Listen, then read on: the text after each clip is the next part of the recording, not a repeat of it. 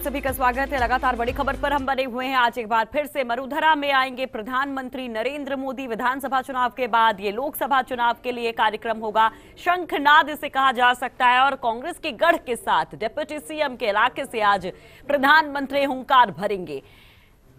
तो तैयारियां जोर शोर से की जा रही हैं। यहां पर अंतिम रूप देने की बारी है अब, क्योंकि करीब 1 बजे वहां पर कार्यक्रम शुरू हो जाएगा। प्रधानमंत्री पहुंच जाएंगे नवाबों के शहर में और हमारे साथ हमारी सहयोगी श्वेता भी जुड़ गई है। श्वेता, अभी क्या कुछ देख रही हैं आप वहां पर सभा स्थल पर?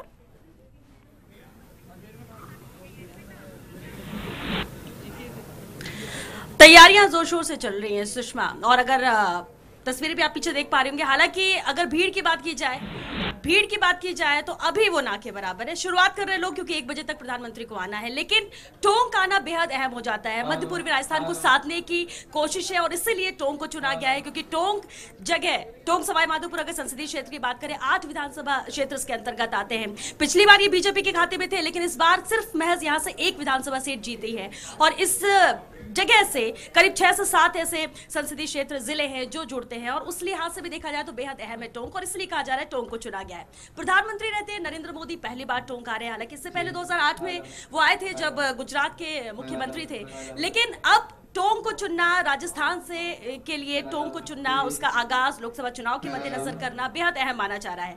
हालांकि भीड़ की अगर बात करें 1 से 1.5 लाख के यहाँ पर दावे जरूर किए जा रहे हैं सुषमा कि 1 से 1.5 लाख यहाँ पर भीड़ इकट्ठी होगी, लेकिन ये अगर इस स्टेडियम की बात, इस ग्राउंड की बात करें, इसकी क्षमता ही 50,000 की है। ऐसे में अब देखना होगा कि जब 1 से 1.5 बजे जब नरेंद्र मोदी यहाँ पहुंचेंगे तब तक कितनी भीड़ इकट्ठा होती है, क्योंकि इस ग्राउंड में तो 50,000 की लिमिट है और उसके बाद तक भी कहां तक लोग रहते हैं ये भी बेहद अहम हो जाता है। और अगर राजनीतिक तौर पर बात की जाए 25 सीटें, मिशन 25 जिसे बीजेपी लेकर चल रही है, उस लिहाज से भी बेहद अहम हो जाता है जब प्रधानमंत्री नरेंद्र मोदी यहां पर आ रहे हैं।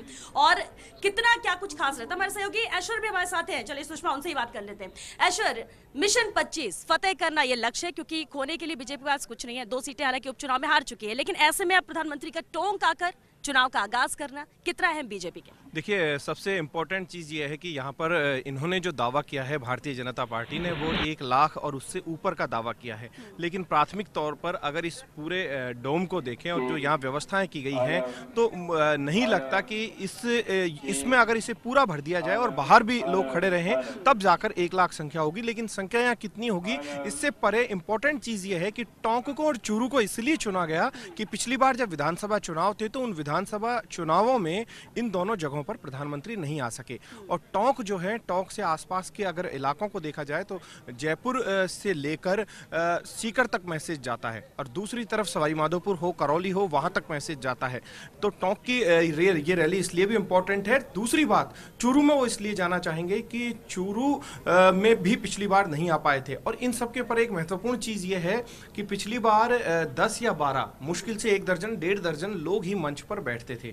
इस बार पीएमओ ने 39 लोगों को परमिशन दी है। कई बड़े नेता बैठेंगे, तो आप अंदाजा लगा सकते हैं कि फर्स्ट लाइन, सेकंड लाइन और थर्ड लाइन के नेताओं को भी मंच पर बिठाया गया है। तो यहाँ पर राजनीतिक तौर पर भी कुछ साधने की कोशिश की गई है। जी बिल्कुल, लेकिन अभी अगर बात करें दिग्गजों की, विधायक संस्था, अभी तो यहाँ पर ईश्वर कोई नहीं पहुंचे हैं, लेकिन फिर भी कौन लोग हैं जो यहाँ पर मौजूद रहेंगे?